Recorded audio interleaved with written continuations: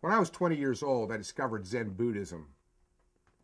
And I was so fascinated by it that I eventually went looking for a Zen master, found one, and eventually was so impressed with him that I dropped out of college after 3 years and spent 5 years studying with him.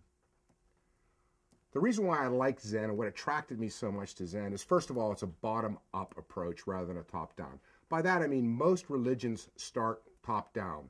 There's a big buy-in up front. You have to believe in certain precepts, concepts, historical facts, theological propositions. Zen didn't require that at all. It was bottom-up. Zen started from a very, very, very simple hypothesis. You're supposed to solve the riddle of life and death.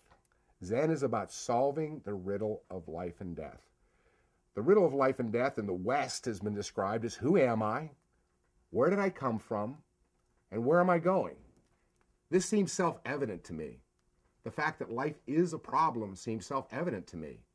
Life is a mass of contradictions. We all want love and very few of us have it. We all want peace and there's very little of it. We all know we're going to die and we act like we're going to live forever. This is what Zen's talking about. The questions, the problems at the very bottom that are manifest and self-evident right in front of your eyes in everyday life. So you don't have to have a lot of precepts and concepts and theological ideas. Of course, Zen teaches that there are answers to these questions. Sometimes it's called enlightenment, sometimes it's called cosmic consciousness. Zen itself calls it Kensho or Satori. But Zen masters are very quick to tell you, this is just a working hypothesis. Until you arrive, you don't know anything. All you have is your questions.